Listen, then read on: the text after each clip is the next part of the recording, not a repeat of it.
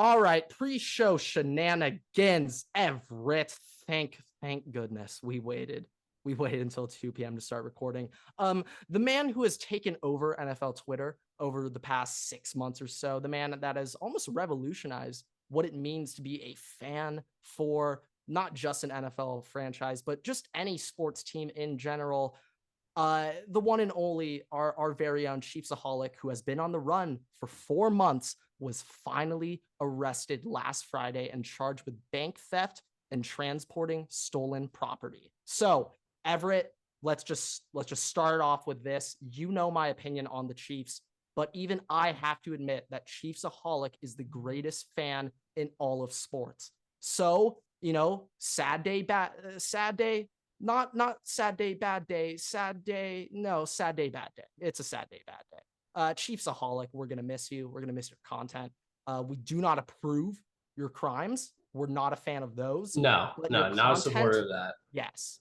Even you made a couple of Chiefs fans a little likable for me. Even you were able to do that, ChiefsAholic. So just wanted to start off with that, ChiefsAholic. It was nice hearing from you. How did he get caught? Do we know how he got caught? I don't think he was very discreet about how he got the money to get 50-yard sideline tickets every single No, week. I'm saying like today, like how. No, not sure. Oh, yeah. No, I don't think they disclosed those details yet. No. So we'll find out. There might be a part two pre-show shenanigans in our future. I mean, Everett, you tell me what you think about this, but I think it probably shouldn't take you 4 months to find a guy running around in a wolf suit in like full Chiefs gear. I don't think it should be that hard, but hey, they found him. They did. It took them a while. Yeah, I'll be honest. So a little longer than I hoped for, but ChiefsAholic, it was a pleasure. But yeah. Well, I guess other pre-show shenanigans to everyone that tuned into the live stream last night or 2 days ago if you're watching now. Thank you so much. We were blown away by the love and support on there. Did not expect to see that many people show up for our first ever stream. So thank you, Waterboy Faithful. You mean the world to us. But without further ado, Everett, what is going on, everybody? Welcome back to an extremely special episode of the Waterboy Podcast. Today it is episode 133. The MLB All-Star Game is today, and shout out our baby boy William Dill Smith for making his first ever All-Star Game. It is today as this is going out. We're recording this the day before the game actually happens. Yes. Shout out our baby boys. The Dodgers now have, I believe, it's 5 All-Stars. Evan Phillips was not a last-second call-up to make the team after some guys got scratched, which is disgusting and and putrid, really. You think he actually deserves to be in the in the All-Star game? Evan Phillips, yes. The rest of the bullpen, oh no. Except once a week, Brewstar is pretty nasty. But no, just him though. Never forget when we met Brewstar, but that's the story for another day. Yeah, I think we also probably told the story 3 times. 3 different times. Most likely the episode where we were together coming back from that game. Yes, but if we're going to let's start with the MLB here, but Will Smith, our baby boy, made it. In terms of, let's start off with an all-star snub that shame on me for not bringing up earlier. Everett, let me ask you this. Why did Albert Pujols get to go to the All-Star game last year for his retirement tour, but Miguel Cabrera doesn't get to go this year? Also, keep in mind, the Cardinals last year, a good team. It's not like Pujols was the one All-Star that the Cardinals got. The Tigers, however, they are in is Miguel Cabrera still on the Tigers? Yeah, this is his last year. So the dude who made it was the random pitcher. Remember that? Michael Lorenzen. So here's my thing. So with Pujols, I think he was considered an honorary pick, right? Like he didn't actually take up a spot for one of the positional players. I believe so, yes. So that makes me that's why I'm a little curious why it didn't happen, because if it was if there was no honorary thing, if it was if he's he's taking up one of the spots, all right, I kind of get it if you're trying to be rewarded for actually making the All-Star game. Trying to reward. Yeah. I mean, Will Smith, No, if there was someone on the Tigers that was an all-star, then I get it. but it was Michael But Lorenzo. what I'm also saying is the allotment for positional for players per position. If it was going to take Oh, up one that of as those well. for a Yes, player that would yes. deserve it, then I understand that. True. But clearly, in the past with Albert Pujols, it We've didn't done it happen. before. So I maybe Rob Manfred has some issue with Miguel Cabrera. I don't know. I also want to say even more shame on myself. I believe earlier, pretty sure I said this on the pod. Maybe I was just texting it to you, but I was saying in terms of active hitters, Mike Trout's the only lock in the Hall of Fame. Oh my God, that's the most factually incorrect statement I've ever made in my life. Miguel Cabrera is a no doubt Hall of Famer. He is a first ballot Hall of Famer. Triple Crown? Are you kidding me? I believe he had like the first Triple Crown in like years up to that point since Barry Bonds. Don't disrespect Secretariat like that. Oh, well, that Triple Crown's a whole different beast. That's the real Triple Crown, Everett. I mean, thank you. Thank you for keep me humble, keep me grounded in what's actually real and what's not. But thank you. Just had to clarify that. But yeah, Miguel Cabrera, justice for Miggy. The hell? He's a Hall of Famer. Some more news though. Let's get over to the draft, Everett. So yesterday was the MLB Draft, or 2 days ago, and leading up to the draft, I heard a lot of hype in the past couple of drafts with like Jack Leiter, Kumar Rocker, like Jackson Holiday, Drew Jones and stuff. But I don't know what it is, Everett. I don't think I've ever seen this much like college baseball news in my life until this year. Maybe I'm just paying more attention to it, but I've been hearing about Paul Skenes and Dylan Cruz for months now. I've been hearing about these guys for so long, and throughout the entire pre-draft scouting mock draft projection period, every single draft had Skenes and Cruz in whatever order you want, going 1 and 2 in the draft. Both Skenes and Cruz are represented by MLB super agent Scott Boras, who, I mean, I have no record of this, but I think he essentially created the $300 million super contract in the MLB. Pretty sure Scott. No Boras, proof, like, but I'm pretty sure. Yeah, no proof. No evidence. Don't quote me. Absolutely on that. No evidence, but like there's evidence. Like there's a lot of Boras clients recently have been getting bags. Like I think the recent one is Bryce Harper, but he's a couple years ago. Clients have been getting bags. Julio Urias is represented by Scott Boras. That's a guy where we'll have to overpay to keep him if we want to keep him. And maybe after this year, we might not want to keep him. But apparently, Everett, Boras told both Skenes and Cruz to go back to LSU if they were drafted 1 and 2 overall by the Pirates and Nationals. Now, I'm not sure if that's the greatest agent advice. And I feel like it also goes against what you would assume an agent to do. You would assume most agents would want their guys to sign immediately so the agent can get that quick payday off that first contract instead of waiting. But Scott Boras, it seems like he has a pretty good hope for his LSU boys, and he thinks Skenes and Cruz are going to be them. And he kind of wants them either to a better team, or he wants them to sign to a team that'll have a larger signing bonus. But here's the thing. I mean, that's true, but I don't really think my boy Kevin Prada signed the largest signing bonus deal in MLB history last year, Everett. True, but with the players, with Paul Skenes and whatever his other name is, I'm not gonna lie to him. Cruz is really good. Like I thought Cruz was gonna go number 1. Like with those two players, like even if let's say they go back to LSU, which in my opinion they're not going to, but let's say they do, you come back out the next year, you're still gonna end up you have to wait 2 years. It's 2 years. 2 years. So one, you're losing money. 2, you're losing years of your MLB career, and on top of that, you're probably still gonna go 1 and 2. Yeah, at least top 5, maybe. Yeah, I mean, some things might change, but realistically, they probably would end up going 1, 2. So you're not really changing your destination that much. And the other thing is look at this in like the NFL. Let's look at NFL terms. Where was I going to go? I honestly just completely blanked. I'm not exactly sure if you were, some with the draft here. It was something with the draft, and I completely blanked. 100% blanked. Oh no, I remember. I remember now. Now we're good. No. But like, there's always in college football going to the NFL. Everybody's like, if you do really well your junior season, it's a bad idea to come back for your senior season. It typically, historically, people who come back for the senior seasons more often than not end up having something that drops their stock.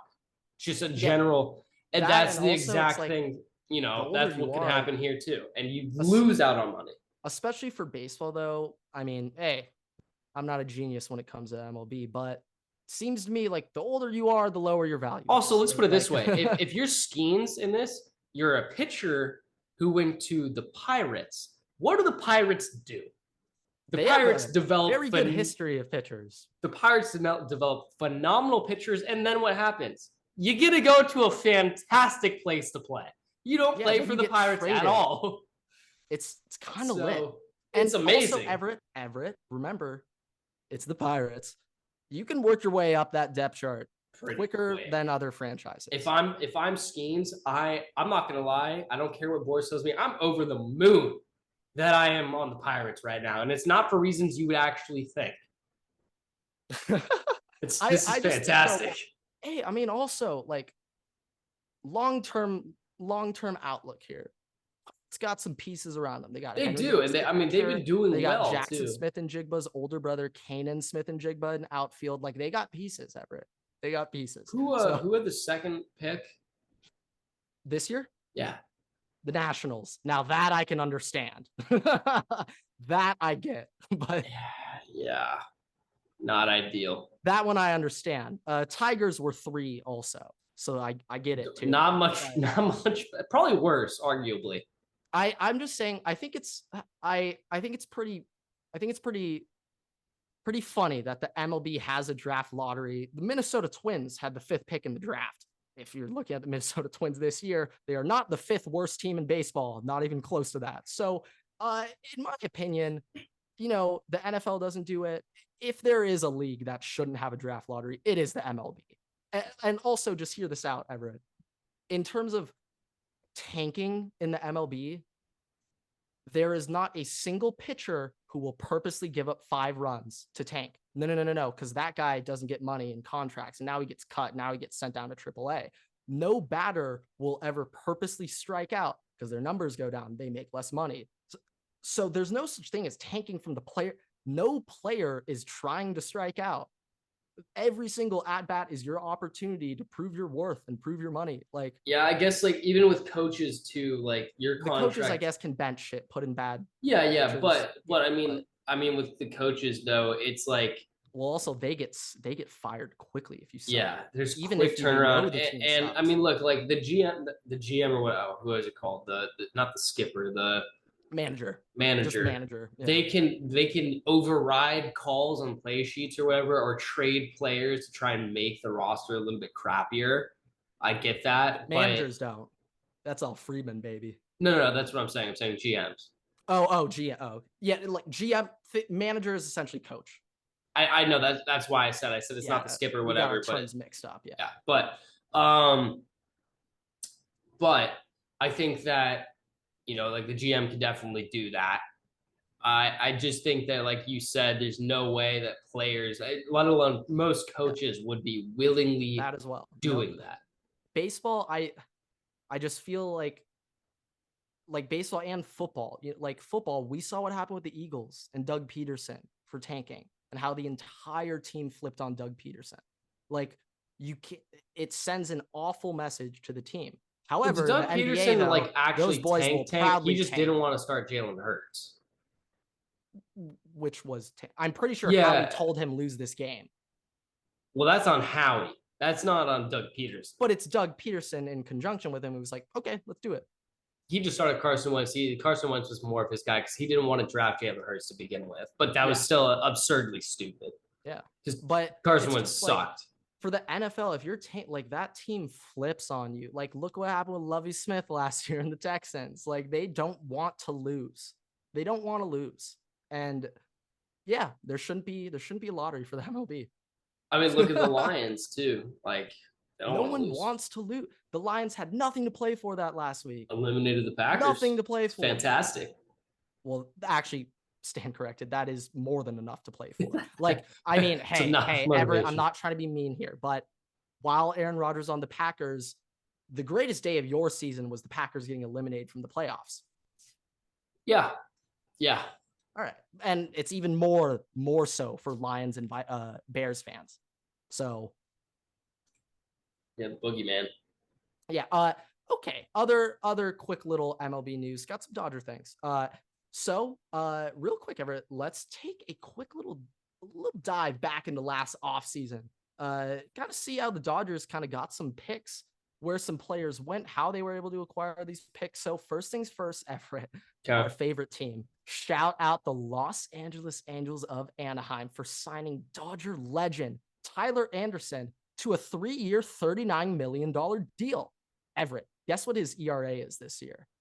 Tyler Anderson. 3.13. Wow, you think he's good? 5.25 ERA. He signed for 3 years, $39 million for a 5.2 ERA. We signed Noah to a 1 year, $12 million, but it's only 1 year. At least we don't have him for 3 on $40 million. Yeah, it's probably 7 ERA, but I don't know. Give or take. But by signing Tyler Anderson, the Angels lost their second-round pick in this year's draft, and the Dodgers got a fourth-round compensation pick for it.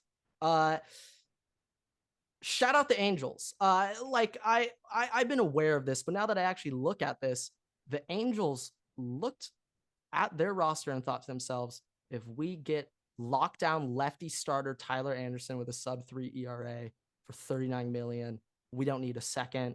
That might help us compete with Trout and Ohtani. We're good. Hey, you know what? I at least support the effort to get a pitcher to try and help them. I get that. They're at least they tried. But it's the old Angels try though. It's the try that no matter what is gonna fail. It's just extremely poor player evaluations out of the Angels in recent memory with like him, Rendon, just some poor evaluations. But shout out the Angels. We got a 4th-round pick for that. And the Angels lost their 2nd-rounder for Tyler Anderson. But I have that. And then Everett, our baby boy, Miguel Vargas, has been optioned back down to AAA. Yeah,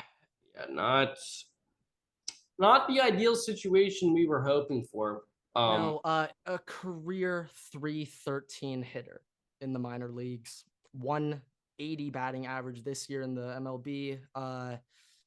Not what we wanted, not what we hoped. I was saying this preseason, and I'm now starting to realize I'm kind of just jinxing everything here whenever I talk about Dodger prospects. But I read an article saying that 9 of the top MLB scouts around the league, so 9 scouts representing each franchise, believed Miguel Vargas was the best hitting prospect in baseball. Those 9 scouts were wrong. They were wrong. So where does he go from here? Where did the Dodgers and him go from here? I first things first, I hate that I think like this, but I'm just thinking about his MLB service and contract. So him getting optioned down right now makes me think that they've kind of given up on him, and he's going to for his career or for the season? No, for this year, not for the career. For this year, he's just not ready this year. It makes you think they're sending him down. He's gonna be in AAA for the rest of this year, getting it done. But this is the thing, though. If it comes to Michael Busch, now a lot of people are like, "Yeah, let's call it Michael Busch." Then easy answer, Everett. I've kind of been playing around, thinking about some things. I think this move might be an indicator that we might be going after a middle infielder in a trade.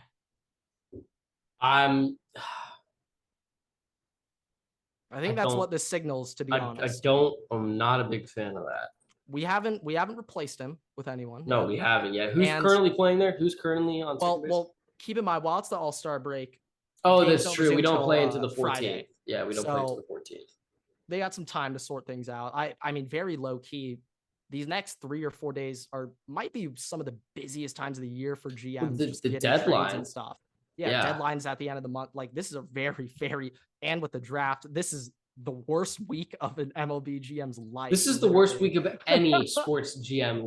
Like, let's clarify this. Like, every GM is anxious about the trade deadline. Every GM in any sport is anxious about free agency, is anxious about the draft. The MLB has decided to put them all together at the exact same time.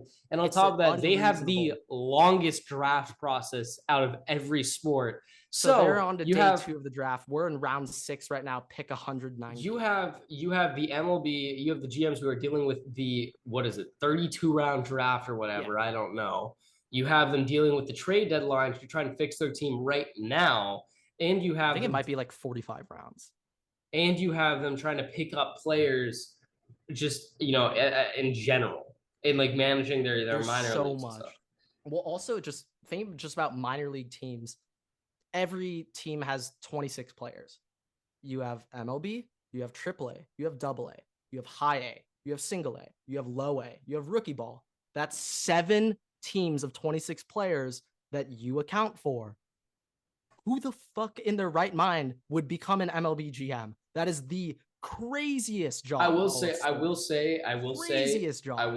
that they at least get the help because all the managers, the skippers, the coaches, whatever you want to call them, that they have at every level kind of helps mitigate that. So they only really are like, hey, this guy. It is just though, like, if we're talking just like big boards, like you're talking your whole roster breakdown, which we're getting into later this week, they have, I don't know, 12 first basemen listed. They have 45 starting pitchers. If you play MLB the show, you know how that's capped at AA.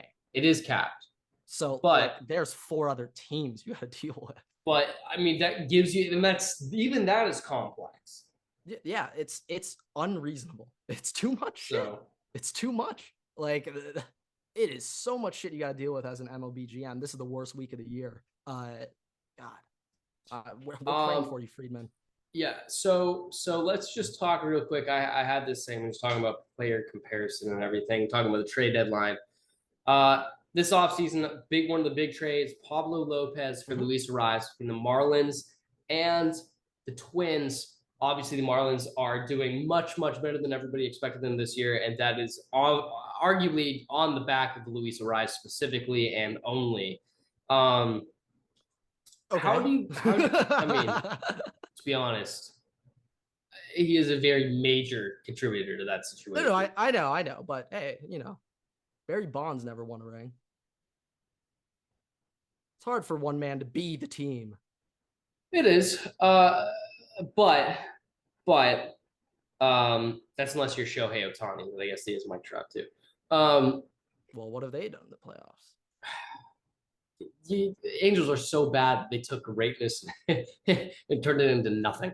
No, they took Tyler Anderson. But let's put it this way: the Twins got 3 players, so 2 in addition to Pablo Lopez. But let's just focus on Lopez and Luis Arraez.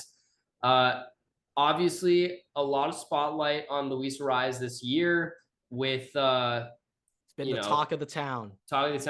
For fighting for that 400 ER, not ERA. Batting average. 400 ERA right now. 3.83. But obviously he's been changing. It's essentially changed around the franchise there. Pablo Lopez has been. I think he's still technically. I don't know. He started off the year as the Twins ace. He might have gone down in the rotation. So for Pablo Lopez, really, really early on, I'm talking his first 3 starts of the season. Excellent start. Phenomenal start to the season. Then he started getting rocked a handful of times here and there. A couple of some big games, but he either gives you 7 innings, 1 run, or he'll give you 6 and 4. But Everett, the 7 innings, 1 runs are way more frequent than the 4-run outing. So I just got some numbers on Pablo Lopez pitching wise right now. Yeah. He's got a 3.89 ERA. Okay, not the most enticing number you ever heard in your life. I get it. He's been rocked a couple of times. But a 109 whip for a starter, very, very impressive. And 138 strikeouts in 111 innings. got a good K9. So his record is 5-5 though. Yeah, that's okay. That's okay. Twins have had some injury concerns. Buxton was out for a while. I give him a pat. Buxton I don't care hasn't about his played win-loss outfield. record. Hasn't played outfield No, I know, in but maybe a year. you still want him hitting at DH. He's a big part of the offense. Would be DH. I don't think he's that great at the batter, but anyways, I think he might have gone deep against us when we were watching Dodgers Twins. I think he might have, Everett. I think he did. But okay, here are some of his percentile rankings. Pablo Lopez on Baseball Savant, the greatest website on earth. So let's start off with just kind of like the basic ones that we're looking over here, Everett. So if it comes down to average exit velo, 77th percentile, 69th percentile in hard hit percentage, 88th percentile NX WOBA, my favorite stat, 84th percentile XBA, 79th percentile slugging, 62% barrel. But these are the big boy ones, Everett. 86th percentile strikeout, 79% width rate, 97th percentile chase rate, 96th percentile extension. Now, Pablo Lopez, the ERA, yeah, okay, not the prettiest thing. But if you look at his average inning, he's a great pitcher right now. And we might need more time to really see how this trade paid off, to really see the value of Luis Arias versus Pablo Lopez. Clearly right now, Luis Arias is winning. I agree with that, but I also will add, Pablo Lopez doing really well. Threw a shutout the other week too. So, and I think that's the first time the Twins had a shutout in a while as well. Maybe. Yeah, but baseball, it's been an interesting year, just many moving parts going around and everything. In terms of recent news, I'm kind of surprised we didn't bring this up early. Shout out Mookie. Shout out Marcus Lynn Betts. You have been on fire recently. Forget Mookie May, Everett. Forget the month of Mookie. That's July. July is the month of Mookie. He has moved this out later into the season. So we love our boy. So the Dodgers have reclaimed the #1 spot in the NL West. Yes, currently have the 2 seed in the playoffs. And all I would like to say is the only reason why the Dodgers are there, arguably, is because Mookie has really stepped up in the last couple of weeks. And on top of that, like it's hilarious to me that the Dodgers put together on a prayer, duct tape, and bandages is literally the second best team in the NL right now. The Lux injury was just the worst timing of all time. Like, but still to come back and be the #1 team in the NL West and to currently hold the 2 seed in the NL overall, very impressive. On a prayer, literal duct tape holding the roster together and bandages. I just think you're really driving home the whole duct tape aspect of this, but yeah. Yeah, because the team literally is I mean, from a Dodgers standpoint, the team is in shambles. For our expectations, yes. Yeah. So, in terms of, let's start with just the hitters. They've been on fire. Mookie's been hitting, Freddie's been hitting, Will Smith's been hitting, JD's been hitting. It's beautiful to see. Vargas has not been hitting. No, he's no longer on the team. That's why. Outman's even been hitting. Peralta's been hitting. Hayward's been hitting. Not Chris Taylor, though. But we have guys producing. And I'll be honest, like, this is the thing. I still am. Sorry, I just hit a bug with a shoe. Oh, okay. But I'm still on the side, we don't have to go all out. We don't need to go for a crazy deadline trade, but like, let's just get like one reliever or something. So, I mean, I still think the main point is we need to get a reliever. I'm not saying give up a lot, but I think we still need a reliever. Maybe we can get a package where we get a reliever Chris Martin and a second baseman. But the other thing I would like to add, and we were talking about this earlier, I think that there are probably some pitchers that we have that we might have thought were good, like just starting rotation pitcher prospects, but might be on the table to convert into relievers. And just one of the guys I think that might be on the table for that is Gavin Stone. Potentially. I'm not sure if Stone's ready for the MLB yet. But reliever, I mean, obviously it's a different setup. And I think that either way, if he's converted, then, he has to have some time to actually practice it out and be in those game situations and stuff. But I do think that given the short nature of how many innings you have to be in there for as a reliever, what we've seen out of him in the minors at least, and what we saw happen to him in the majors, I think it's not a bad idea to have him just try it out because, if he ends up doing well, like we saw him in the minors, and he does that as a reliever position, I think having that kind of player who you just need 2 innings out of. 1 inning, by the way, the Dodgers do things. I think that that's great. And that's a young player you have for a while. Yeah, this year has not been kind to Gavin Stone. Last year, he had a 1.4 ERA throughout the minor leagues. This year, he has a 6 ERA in AAA. So just try him at reliever already, honestly, in my opinion, if that's the case. Put him there. One would like to do that. I'll be honest, I'm no pitcher myself, but from the people I know who have pitched, it's just a much different mentality. It's a different mindset, but I think that if you're already struggling, it's just a much different. If you're already struggling with just pitching as a rotation pitcher to begin with, and you want a best chance to make it to the MLB, and you got blown up when he came up to the MLB, I think the best way to go about that is to just try out another spot where you can pitch. Potentially, I mean, because also if you're Gavin Stone, the likelihood that you get called up now to be a starting pitcher in the rotation is fairly low. So I think I think that your best chance to make it is to become a reliever, because that is the position that the Dodgers need the most. That and closing, but we're fine on a closer, Everett. Evan Phillips is fine. Is he like a? I think he blew 1 save last week. By title, like 30 attempts. By title, isn't Evan Phillips still a reliever though? Yeah, but he's our closer. Realistically though, whenever it's the 7th inning or later, whenever 1 through 4 is up, that's when he goes in. Doesn't matter if it's the 9th, just whenever 1 through 4 is up, Evan Phillips time. But yeah, for Stone, it's it's a damn shame.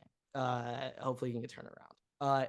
I would say while you're on that subject though, one guy that I think actually we should just convert him to a reliever, Dustin May. He cannot be pitching 100 plus, 120 plus, 150 plus innings a year, throwing 102 mile-an-hour sinkers.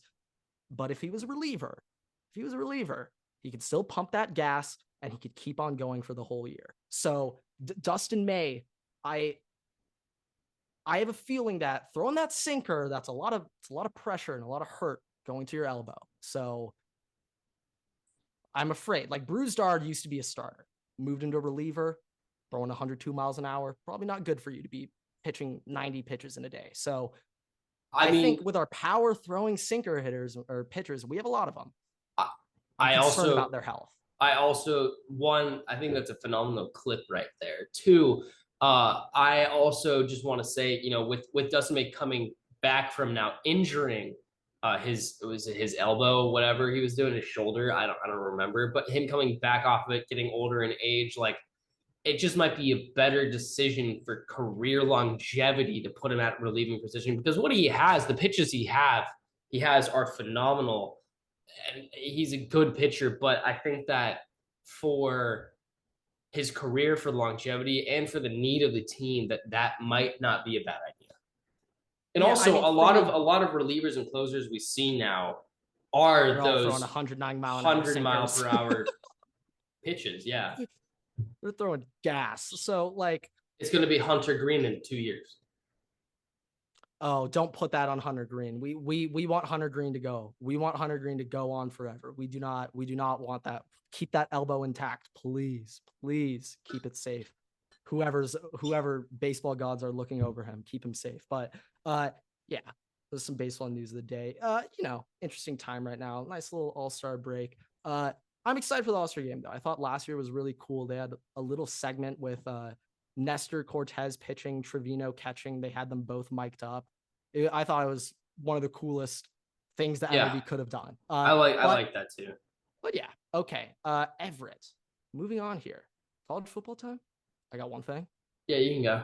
All right, college football news. Everett, we were teased a little bit earlier, but we're gonna be going over some team breakdowns. Not doing that this episode, but we'll have an Ohio State team breakdown. Might have like a Penn State team breakdown. That's kind of a team I've been looking at a lot. Florida State's another team I've been looking at. Washington, Oregon. I'm not saying only Ohio State. We'll keep it up in the air. But for today, top 10 running backs in college football heading into 2023. Now, I'll explain it after, but okay. There might be one or two names in here that I will pronounce wrong, so bear with me. Bucky Irving, Trey Benson, Trevion Henderson, Mayan Williams, Nick Singleton, Donovan Edwards, Braylon Allen, Raheem Sanders, Quinshon Judkins, and Blake Corum. I think you can guess what name. I'm not entirely sure I pronounced correctly there. Clarifying, it's 10-1. Yes. Bucky Irving was not the best running back in college football. Got to clarify that one in case people were confused. In terms of these running back rankings, just some quick things that kind of popped off the mind for me. The Big Ten. Wow. Big Ten's got a lot of talent. At the running back position. I have 1, 2, 3, 4, 5, 6 Big Ten running backs in my top 10. There's firepower in the Big Ten. Braylon Allen, I've been hearing about him for years. Nick Singleton, phenomenal freshman year last year. I was very impressed with Singleton. That's a guy I'm keeping my eyes on. Also, just Penn State in general. They now have a 5-star quarterback, Drew Aller and Singleton. I mean, shit. Penn State and Wisconsin have had success with running backs in the past, at least going to the NFL level. So Wisconsin, of course. Braylon Allen, though, phenomenal back. I mean, he torched Ohio State last year. But it was hard for me with Donovan Edwards at 5. If I'm going to be honest, I really wanted to put Donovan Edwards in my top 3. I really did, but I held off on it a little bit. He's a product of his offensive line. So, you got to take that with a grain of salt, everything he does. Last thing I just want to say for Michigan fans, if we traded Trevion Henderson and Donovan Edwards, I'd be 90 times more terrified of your running offense. So yeah, we'll just leave it. You think that Treylon is better than Donovan Edwards? Trevion? Oh, yeah. If Trevion Henderson played for Michigan, I would be shitting my pants. Even worse than Donovan Edwards. Okay. Trevion Henderson was hurt all year last year. I was going to say, based off what I saw, week 1, based off what I saw of his production last year, I thought he was going to be a little bit overrated. I thought he was a little bit overrated. But if he was hurt, that's a little bit of a different story. The whole Mayan Williams also, other running back, hurt the entire. I mean, Everett. Against Georgia, Ohio State's 3rd string true freshman running back started that game. You know that, right? Did I bring that up? Did not bring that one up, but no, you texted me true that. Freshman running back starting that game. The only other college and a walk-on catching touchdowns, Xavier Johnson. You've never heard of him? Yeah, it's almost like, Georgia took the best player on your team out of the game pretty early on or something. Oh, God damn it. All right, we're getting to this. Okay. Let's start off with what has ticked me off this past week. I have never seen a more fucking sensitive, fragile, and concerned fan base in my life than the Georgia Bulldog fan base right now. Almost every single day, I see a new Georgia fan tweeting the Marvin Harrison targeting, and they're saying, if you think this is targeting, you're soft as fuck and you don't know ball. We beat Ohio State. Shut up. Okay, you did beat us. You did. Why are you now 6 months later, after coming off back-to-back national championships, being 29-1 in your last 30 games? Why are you talking to us? You beat us. Why are you telling us, oh, we beat you? Huh? Yeah, we know. What is your point of saying, oh, Marvin Harrison, if you think this is target, you're a fucking bitch? What are you getting out of that? What's your point here? Are you saying that Georgia are, it seems to me they might be a little insecure. They only beat us off a missed field goal. I don't know, Everett. What do you think? A little insecurity there. But if I came off back-to-back natties and I was 29-1, you best believe I wouldn't be dealing with Georgia assuming Ohio State won. Georgia, who's below me. I mean, I would. Why is Georgia worried about me? It is insecurity because they know their team going forward. I mean, look who everybody they lost. Look everybody that they've gotten.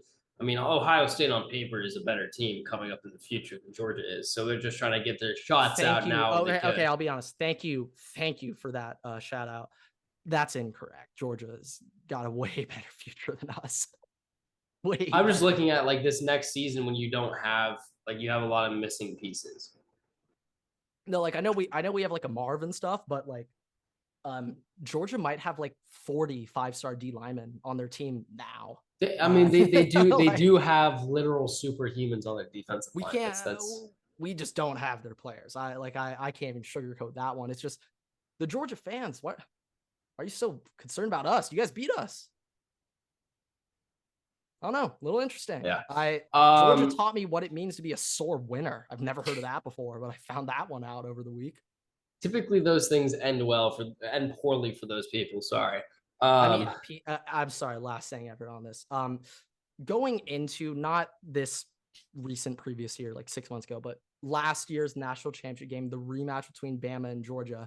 I'm not sure if you remember this narrative ever, but leading up to that game, Kirby Smart had never beaten Nick Saban in his life, and Georgia fans were literally sitting there wondering if he could ever do it.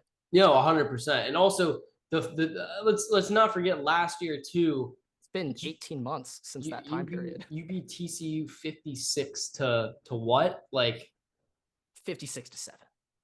56-7. Like I mean, and I'll be honest, I'm put a finger up. I was dead accurate on that one. Gonna fucking blow the shit out of TCU. It's not gonna be a game, but hey. Like I don't understand the 180 there. Like even some fan bases don't make sense to me. But it's weird. It's a little strange. Yeah. And hey, I'm not debating. Georgia is the best team in football right now. No, they are. They 100% are. 100%. And anything like that, we're saying you're the best team. Yeah, I don't know. Sometimes they just pick fights, and then maybe it's a couple guys, maybe some random Ohio State fan who's an idiot and has now been banned from. It's been exiled, started everything, but I mean, also just the video of the whole Marv thing, like that itself. If you want to debate the teams and whatever the game, fine, but like the whole using the video of Marv getting taken out, like dude, that's the softest thing, because if Marv is left in that game, you do lose. Probably. Probably. You know, like I believe that myself, but you know, we can't. I mean, he absolutely destroyed Keely Ringo. So let's clarify. He would be. They didn't let Keely guard him. No, Keely wasn't. They didn't let him. No, they didn't let him guard Marv. I only saw the last. I only saw like the last 10 minutes of the game, so I didn't get to see when he was playing. Yeah. Anyway, I mean, last thing on college football, the greatest prospect of all time officially is committed to LSU. Baby Gronk's dad has committed to LSU. Yeah. This might let's just assume hypothetically that LSU actually like cleared this, and this was like their publicity. They're like, sure, go ahead, post us saying you committed here. Well, considering the Brian Kelly recruitment videos that have been going on recently, I wouldn't be that surprised. I wouldn't be on it, but let's assume that's the case. This is the dumbest thing that I have ever seen a college do recruiting wise like this. Okay. I'm gonna go out and say this. I don't think like LSU actually. I don't think so either. I think also Baby Gronk, like they made it up and just like no, let's go right. Baby Gronk's dad, not Baby. No, yes. Also, if I'm LSU, BGD. Sorry, we got to use the acronym. If I am LSU, it's a cease and desist letters being sent to BGD right now. I don't want to be associated with this in any way whatsoever. I'm gonna be honest. I thought like a couple weeks ago, Rob Gronkowski himself. He also was like, I don't want to be part of this. So like, I thought that was actually the final straw. Like, I thought that was the nail in the coffin. No, he keeps crawling back. Like, if there is one man who can shut down the use of the term Baby Gronk, it is Rob Gronkowski himself. So, like, yeah, just starting off with that. But yeah, Baby Gronk. I mean, you know, this is I don't. Yeah, I mean, keep in mind the dad is like 5'6", so. I mean, it'd be really cool if Baby Gronk did end up playing D1 football. No, like, and I'm rooting for the kid But I'm praying if the kid ends up playing D1 football, the dad is not associated whatsoever with any of that. Yeah, That is super anywhere. duper, It's like we talked about before. It is like a LeVar Ball on steroids. It is yeah, horrible. like, but I tip the cap to LeVar. I've been over LeVar did a LeVar's good great job. dad. LeVar did a good LaMelo just job. got 200. Yeah, LeVar did a good LeVar job. won. The this is a little bit different though. Yeah, this is. You didn't see LeVar Ball. You didn't see LeVar Ball going nudging his like 8-year-old kid going, "Hey, say this really, really cringy, terrible thing." Like, also, at least LeVar Ball waited for his like kids to be like top ranked prospects or like about to be in the NBA. You know, like he wasn't doing it when they were 11. Like, yeah, he at least waited for like them to actually have proof of being good at basketball. Like, he didn't do that when they were 9. also, so. LaMelo, let's clarify here. LaMelo, he played in Lithuania, right? He was in the Lithuanian league for a season or two. Maybe 2 years. I'm not sure. Maybe so yeah, there was that you can kind of compare that to the BGD being like, yeah, he's not playing. Yeah, no. But it's a little bit different. It's a little bit different, you think? No, yeah, I mean, still, to be honest, going back to the LaMelo thing, like shit. Like, I mean, I don't know if LaMelo wanted to do that. I'm pretty sure. Well, it worked out, but if I remember correctly, I'm pretty sure because LeVar Ball tried to do his Big Baller Brand shoes, he signed LaMelo to Big Baller Brand, and California high school athletes aren't allowed to have sponsorship deals, so he was not allowed to compete. I think that's why. I could be wrong, but I think that's why. But so, I mean, hey, maybe that move wasn't great by LeVar. But hey, LaMelo just got what? 200, 250? No, not 250. 200? 250, I think. I think it was just 200 for like him and Ant. Well, Ant got, I thought, 250. I thought it was just 200. Might have been 250, but they got bags. So shout out the boys. But okay. What else do you have on culture? You got any more? I mean, we have the list we talked about on the live stream. If you guys want to go back and watch that, if you want to talk about it, we can. It's kind of reused content, so up to you on that. We could do it. If you could quickly remind me of the list again, though, that'd be great. Top 10 wide receivers in college football based on ESPN's rankings. Oh yes. Okay. Oh yeah. Yeah, you could pull that up again. Okay, so 10-1, we have Malachi Corley, Zachary Franklin, Jalen McMillan, Malik Neighbors, Johnny Wilson, Xavier Worthy, Dorian Singer, Rome Odunze, Emeka Egbuka, and Marv. Dorian Singer and Xavier Worthy are tied at 4. There is no 5. Okay. Yeah. So, I think Xavier Worthy. I think he's a good player, but I think Xavier Worthy's getting a little bit of the Kayshon Boutte effect, where you've heard of the name, you've heard of him for a while, and so by nature, you're going to prop him up on the list because of it. I'm not saying he's bad. I'm not saying, like, I hate Xavier Worthy.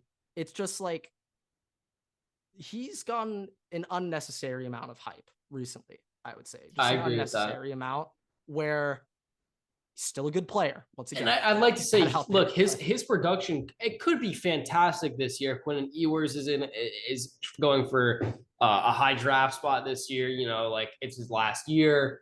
Xavier Worthy's, number one option. So I mean, Bijan's gone now too, and Roshan. So you could see a very like overdeveloped passing game, but still, I don't think there's anything that signifies he should be a top 4. If there's anything, the reason why I'd put him in the top 4 is that he was committed to Michigan, decommitted, and went to Texas. That's the reason you'd throw him in the top 4, if anything. But yeah, I think like Xavier Worthy compared to Singer. Now I'm biased here, but like Dorian Singer, like part of me was even thinking like maybe this guy might be better than Emeka. Like Dorian Singer, what I saw from him was crazy. The tape that he put on in Arizona. Also, Jacob Cowing at Arizona was not mentioned on that ESPN list. That's another name that I'm really keeping my eye on. Weird amount of talent at the wide receiver position in the Pac-12. Strange amount of talent there. Last thing though, we don't need to debate number 1. I saw a couple of people when I uploaded my clip with Emeka at 2. A lot of people were like, Ohio State homer. Ooh.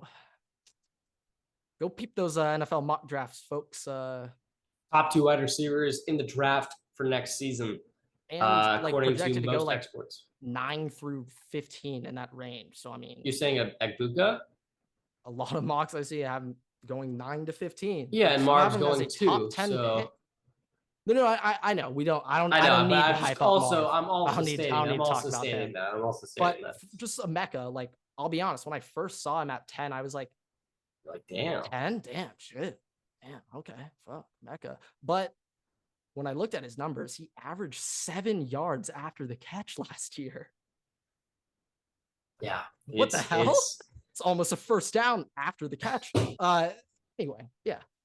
Emeka Egbuka is the second best receiver in college. I don't know why this just came into my head, but Egbuka, I just for whatever reason feel like he could be like Tyler Lockett in the NFL. I don't know why.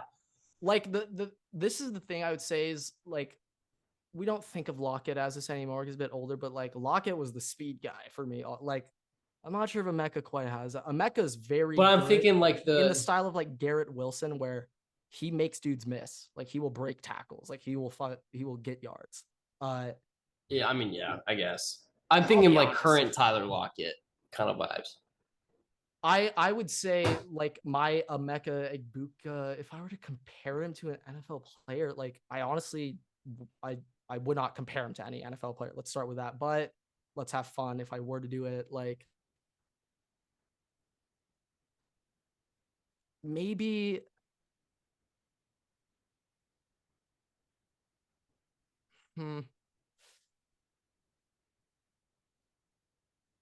literally the best comparison I can think of is Jackson Smith and Jigba.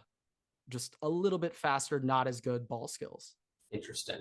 But like, no, I don't have a comparison for him. Like I don't. I don't. I don't think he's as good as Jackson. Let's get that. Like that. I'm not. Forget that I said that. He's not Jackson Smith and Jigba. Forget that. I don't have a comp for him. It's weird. He's a weird guy. It's yak. It's yards after catch slot guy. He's not necessarily the fastest guy. But he's not like, as I guess JSN minus the ball. Yeah, I guess JSN catches whatever he wants. But yeah. Okay, let's move on to the NFL and we'll finish up with this. First thing I have to say is this was something we talked about on the live stream. Not that much, we didn't get into it, but the Rams have been reportedly trying to trade Matthew Stafford this entire offseason, and he's reportedly still available for trade. One, how does that make you feel about Stetson Bennett and how they like him? Two, how does it make you feel about the health of Matt Stafford? And three, what do you think is actually going to happen? Let's start off with point 3, Matt Stafford's health. That's point 2.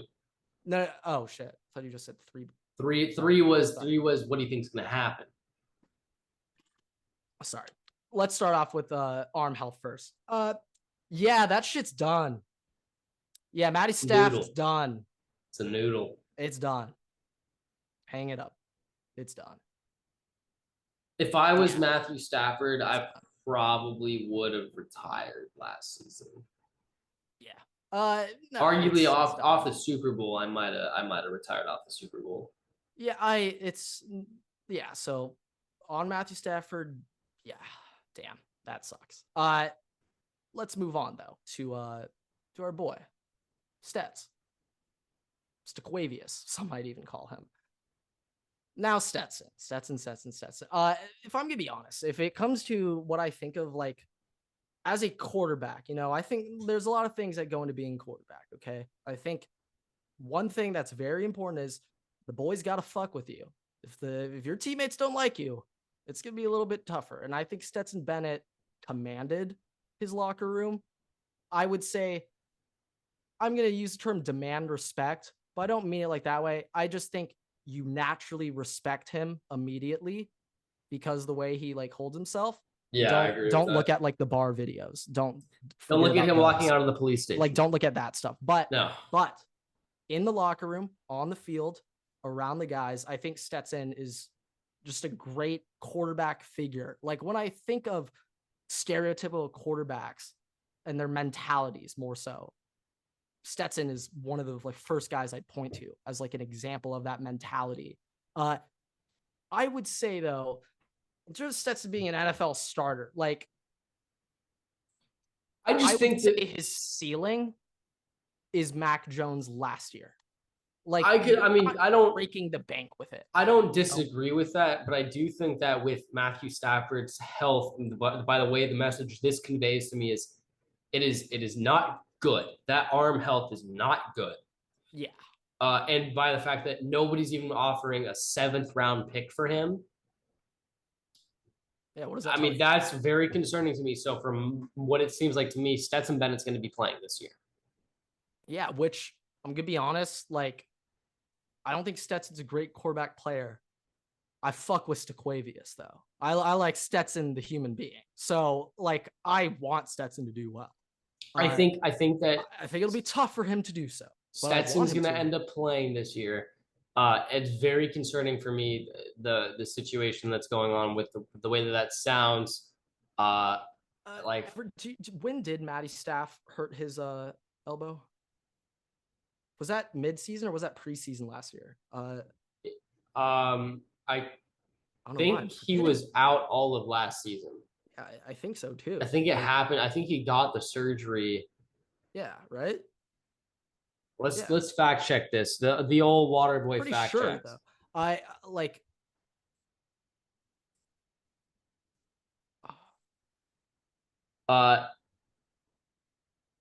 So Matthew Stafford. He had a spinal cord contusion. Tough guy. That. He's a tough guy. Well, we've all seen the clip of him like popping his shoulder out of his socket on that last drive. Yeah. Iconic. Okay, so he got hurt like this is an article from this. It had to have happened. Yeah, it says Los Angeles Rams quarterback went for off-season procedure on his right elbow to deal with the pain he experienced last season. This was in September of 2022. Okay. Yeah, that's where and then everything came out that it was UCL. You don't hear of many UCL injuries in the NFL. Well, Brock Purdy now, but no, I know, but like before that, like definitely not on older quarterbacks as well. Typically, that's a career ender. But I think the situation the Rams is it's a doozy. It is not ideal. It's such a weird space. If you were the Rams, would you trade Cooper Kupp? You might be able to get a first for him, maybe a second. I think you could depending on who you're trading with. Like, I mean, hey, when healthy, Cooper Kupp, fantasy-wise, statistically, is the best receiver in the NFL. All right, so like he gives you production. He gives you fat production. I mean, yeah, but in the real world, I mean, there's obvious injury concerns, but in the real world, he's still, disgusting. It's the health. Yeah, the health that is determines major trade value. If healthy, that's one of the most valuable assets you could have on your offense. So with that in mind, like, yeah, the Rams could get a lot in return. I think it might be in their best. Like, it might be in their best interest to do. Like Aaron Donald too. Aaron Donald's I think if retire. You traded him, he'd retire. He would retire. You can't do it to him. But like, just like their team and thinking of like their window, like just going back to the year. Also, keep in mind too, by the way, window open. There was the whole thing of Sean McVay being like, "I'm retiring once Aaron Donald, Matt Stafford, and Kupp are gone." That might be next year. Yeah. Aaron Donald, it seems like it's gonna be this year. Aaron Donald seems like this is his last year. It seems like last year was his last year. Now it seems like this year's his last year. Matthew Stafford, I can't see him playing. I can't see him even playing, getting on the field this year, but he will probably get on it at some point. 32. Yeah, so I think Aaron Donald's done it for this year. Matthew Stafford, I don't think there's any way he plays next season. So it's on to Cooper Kupp. And Cooper Kupp, if I'm the Rams, I'm trying to get more assets now for him before he gets older from a team. 100%. So I'd be trading him. Yeah, it's a weird situation right now to be a Rams fan. It's weird. Hey, they got their ring though. But here, we can wrap up. We got two things we can wrap up with. One, I got home field advantages for the NFL, and then we have our favorite two picks from our teams from last night's inaugural fantasy dynasty auction startup for the Water Boys. PPR 12-team startup. So real quick, let's just go through these home field advantages, and then we'll wrap it with those 2 picks each, which will be very quick. All right, 10-1 with an honorable mention. We'll see what you think of this. All right. I'm expecting SoFi at 1, but okay. Oh, I know you love SoFi. It's the home field advantage for the other team. Yeah, for the Raiders whenever they come into town. All right. Honorable mention, the Bears, Patriots, Saints, Vikings, Dolphins, Eagles, Bills, Broncos, Packers, Seahawks, and Chiefs. Top half of the list, I'm with it. Where Seahawks at 2? Seahawks at 2. With it. Chiefs at 1. I put Chiefs over them.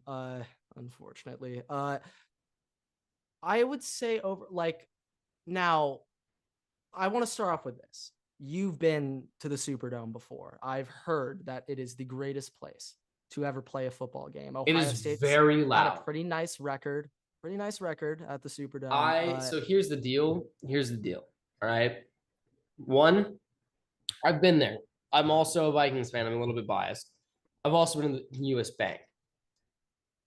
I think the atmosphere at US Bank and everything is just a little bit harder for away teams because of chance and because of just noise and stuff. This is purely on atmosphere. This is not purely atmosphere. This is you have fan environment, you have weather conditions, like all these things. Like, the Dolphins would not be on this list if it was not for the other team literally cooking in the sun. Literally baking alive. I mean, phenomenal architecture, by the way. No, literally, that is one of the best home field advantages you could ever ask for. It's the other team literally baking alive. But let's go this way. Look, Chiefs fans are the biggest thing there. Coming to town, just Gabe literally Davis is dead after the first drive. Chiefs, the fans are the biggest and part of the environment there, and it's also cold. It's an outdoor stadium. Seahawks, you have a massive time change. It is game I ever went to. It is the Seahawks are the furthest stadium away for most teams to travel to, including in division. You have time change and you have the fan base there. It's a very loud stadium. I wasn't even thinking about the time zone changes and the distance. Holy shit. It's massive. That's actually massive. Like, have you seen the NBA travel distance? How much the Portland Trailblazers have to fly? It's huge. But like, if you're an away team and you're coming up, it's a super long flight, especially if you're from the East Coast, even the West Coast. It's a 2-hour flight to go from like San Francisco to Seattle. Yeah, like from LA. It's a long flight. Look, Packers. I don't really think fans are loud. Outdoor, it's cold as shit. Snowy, and the bleachers, to a degree, just like. It's so iconic to. It's also like if you're there, you are going. The away team locker room, I guarantee you, is in shambles. It's terrible. All right, Bills or Broncos, Mile High. You have the environment there. It's cold outdoor stadium. You have weather conditions, including the atmospheric pressure. I think that's just massive. If you're not from there, we talked about that with the Nuggets getting an advantage because of their lungs. Bills. I mean, look, air capacity. We talked about that. No, I know, but the way you phrase that, because they're lungs. Bills. We have just the fan base, outdoor stadium. It snows so much there. You have to come and play in the snow. It's terrible. Talked about the Dolphins, which are some Eagles. One of probably the most disliked fan base in the entire NFL, but it works for them, for the home team. I'll give it to them. If you're an away team, you got to go play against that fan base. It's terrible. It is tough. Vikings, noise. Saints, noise. Patriots, weather condition, noise, just fan base. And then the Bears, for whatever reason, I don't know why. When you go to Soldier Field, it's just hard to play there as an honorable mention. But I mean, it is. Yeah. Well, you know what? Now, also something that could have been include FedEx Field. You know, you're gonna lose. I see. Here's the thing. I was thinking about that as an honorable mention, but then I realized it's not much of a home field advantage when your own quarterback. They have the biggest risk themselves. You have to play on that field. Okay. Yeah, fair enough. Probability is terrible for you. Yeah. Okay. Good point. All right. Let's wrap up with our 2 favorite picks from each of our teams. I am not going to throw up our teams on screen here. Real quick. Sorry. While you bring that up, recently I remember hearing I think it might have came from Sod Father himself, but I think Sod Father was like telling the Eagles, like, the reason you guys were tripping is because you had the wrong cleats on. Like, it's your fault. No, that was the NFL. That was the NFL themselves internally were like, yeah, we blame the players. Okay, this is something that I don't understand. When it comes to that field in Arizona, the Eagles have now claimed the bad shoes. When Ohio State played there in 2019 against Clemson and the boys were slipping everywhere, I literally remember them saying, like, after the game, like, we had the wrong cleats on. I was like, who the fuck is this equipment manager? Same thing happened to the Vikings last. How do we not have the right cleats? In Lambeau, they had the wrong cleats on. It pisses me off. Like, I'm sorry, that's an inexcusable reason to lose. You got the wrong cleats. Get the right fucking cleats, equipment manager. What the hell? Science. Like, yeah, but anyway, so I'm not gonna put a picture of our teams on screen here. It's not happening. If you want to see that, go to the live stream. Yeah. It'll have everybody's team on there. You can even just skip to the very end where you just see everybody's team. You know what? That's fine. Easier, to be honest. Probably much easier. It's a 3-hour live stream. But let's have you start. You give your 2 favorite picks that you've made and their prices. It was an auction draft. I'll say my 2.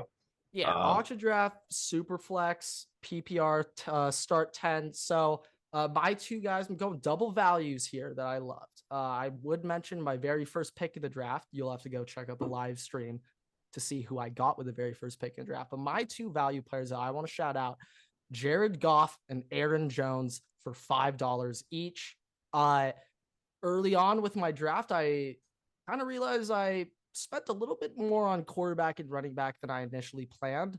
And so I was praying that a cheap RB2, a cheap QB2 would roll my way, and it happened. So those 2 guys made the whole draft process much less stressful for me.